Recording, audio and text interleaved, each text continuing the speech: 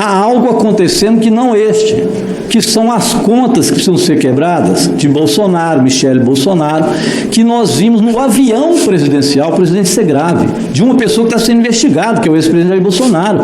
Ele está sendo investigado, não é só aqui não, ele está sendo investigado no Supremo Tribunal Federal, que tem um inquérito sobre a autoria intelectual dos atos golpistas. E a PGR incluiu Jair Bolsonaro como um dos possíveis autores intelectuais do crime. Então ele já é investigado. Ele sai de avião. Antes, ao invés de entregar a faixa presidencial para o presidente que ele foi derrotado, ele não entrega a faixa, ele vai para o exterior e leva na mala dele joias do povo brasileiro que são vendidas no exterior. Ele faz corrupção. E aí vai se dizer que nós não podemos ver a corrupção do Bolsonaro, porque corrupção não é tese a ser vista aqui, é do processo de golpe. O que ele ia fazer com esse dinheiro? O que Jair Bolsonaro quer fazer com 17 milhões de PIX? Tomar caldo de cana com a dona Michele, como ele disse, ou continuar usando as suas teses de construção de um modelo neofascista no Brasil, autoritário, que é o que ele fez durante todo o processo. Então a CPMI tem que evoluir conforme o acontecimento e os fatos que acontecem. Era fundamental que nós estivéssemos escutando aqui hoje, aí sim, o sargento, que eu peço a Vossa Excelência, que ele já está aprovado o requerimento, dos Reis, que também está encalacrado junto com Mauro Cid nesse processo golpista. Adriano Machado, primeiro queria parabenizar a sua vinda aqui, porque ela realmente é esclarecedora. Eu começaria fazendo algumas perguntas. A primeira delas, o senhor estava lá como manifestante ou como trabalhador fotógrafo? Como trabalhador fotógrafo. Não participou das manifestações? Não. O senhor tentou participar das manifestações no quartel? Esteve lá como manifestante? Não, senhor. Esteve lá como fotógrafo? Sim, senhor. Conseguiu fotografar? Não, senhor. Por quê? Porque eles não deixaram. Eu fiz essa pergunta para mostrar o que é verdade e o que é fake. Isso é importante hoje, do ponto de vista da comunicação, que a gente assim trabalhe. Aqui foram falados de muitos jornalistas que, segundo alguns aqui que usaram da palavra, disseram que estavam sendo perseguidos, que foram presos à toa, que isso é perseguição política. Eu queria mostrar a diferença e por isso fiz essa pergunta. A jornalista Clio Irano, que foi aqui citada, que está presa, ela participou dos atos do dia 12. Ela foi, então, interrogada após a prisão. E eles dizem, ela é uma jornalista que foi presa, uma perseguida política. Ela disse o seguinte, quando foi perguntada no inquérito. Respondeu ela, que está acampada nas imediações do quartel-general do Exército em Brasília há aproximadamente 40 dias ou mais, que veio de ônibus fretado por grupo de manifestantes e que o objetivo dela era evitar o comunismo no Brasil. Então é evidente que ela não estava presa por ser jornalista, mas uma manifestante do movimento golpista que se deu em frente aos quartéis. Então é bom que a gente saiba o que é fake e o que é notícia. O senhor Adriano estava lá como trabalhador, fotografando. Eu faria uma outra pergunta. Do que o senhor viu lá como fotógrafo, eram movimentos pacíficos? Era uma manifestação meramente pacífica? Não. Havia violência? O senhor conseguiu assistir violência nas ocupações que foram feitas? Quebrando, sim. Quebradeira? Sim. Violência? Entrada não permitida dentro dos palácios? Eu cheguei, eles estavam lá dentro já. Já estava lá dentro. O senhor fotografou, conseguiu fotografar a violência deles? Sim. Quebradeira? Sim. Portas sendo chutadas? Sim. Sim.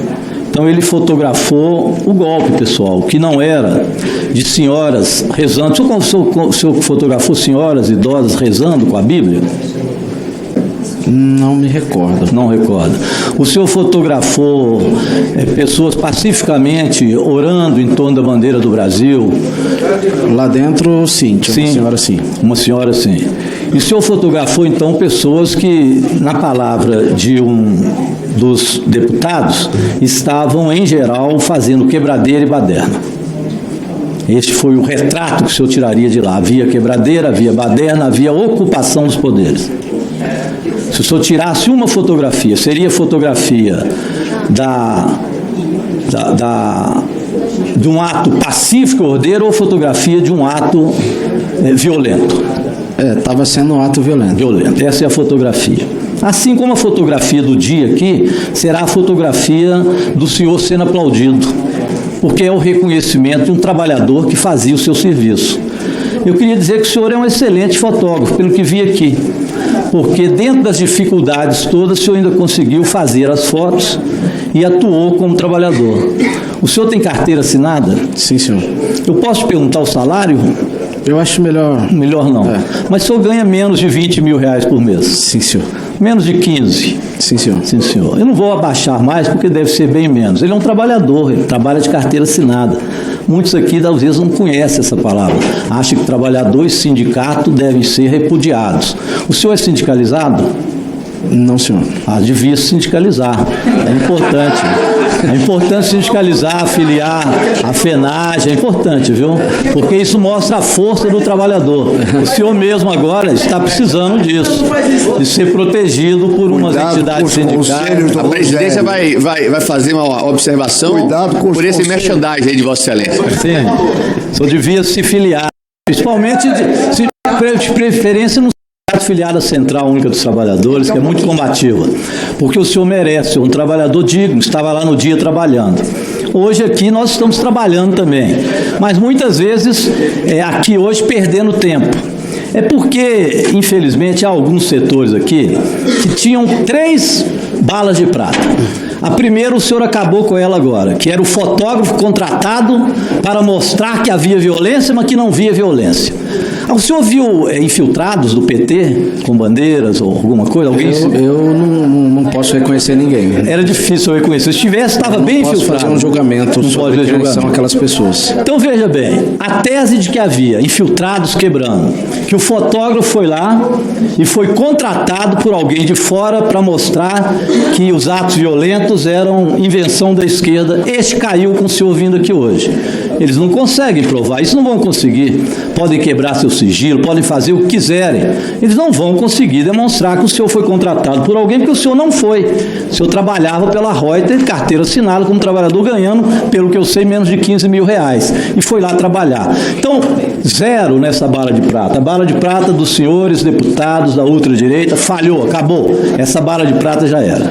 A outra bala de prata, hoje eles já chiaram aqui, é a do ministro Dino, com as câmaras do Ministério da Justiça. Vieram, eles estão reclamando 2 câmaras, depois vai vir outras. E não acharam nada. Estão se mexendo, porque não vão achar nada no Ministério da Justiça, porque lá não foi o ato da quebradeira que eles fizeram. É a segunda bala de prata. E a terceira bala de prata vai vir outro dia, que é o general G. Dias, que estava 5 dias no cargo, depois até saiu, e que eles querem dizer que a responsabilidade de tudo isso é de um general que estava 5 dias no cargo. Essas 3 balas de prata vão finalizar, acabou. Ou seja, a direita, a ultradireita, não conseguiu demonstrar nada da tese deles, de que a culpa disso foi do presidente Lula. Aliás, eu faço uma pergunta. Aquela hora que o senhor mexe no celular, o senhor estava ligando, era para o presidente Lula? Não, senhor. Não, senhor. Provavelmente não era o presidente Lula. Foi para o coronel G. Dias? Não, senhor. Não. Foi para o ministro Dino? Não, senhor. O senhor fazia o quê com o telefone? Falava com meus editores. Os editores da Reuters? Sim, senhor. Os editores da Reuters. Pois bem, então, enfim, terminou essa narrativa da ultradireita. É melhor que eles nos ajudem, então, na comissão parlamentar de inquérito a ver o que de fato aconteceu e não esconder os fatos que estão acontecendo. Hoje nós estamos aqui, presidente, no anticlímax, escutando um repórter trabalhador que estava fotografando. Sabe a imagem que eu fico? O mundo está pegando fogo. O senhor vai lá e tira uma foto do incêndio. E o senhor é responsabilizado porque tirou a foto do incêndio e não de quem botou fogo no mundo. É realmente hilariante, se não fosse trágico, essa narrativa que eles tentaram fazer, que hoje foram derrotados.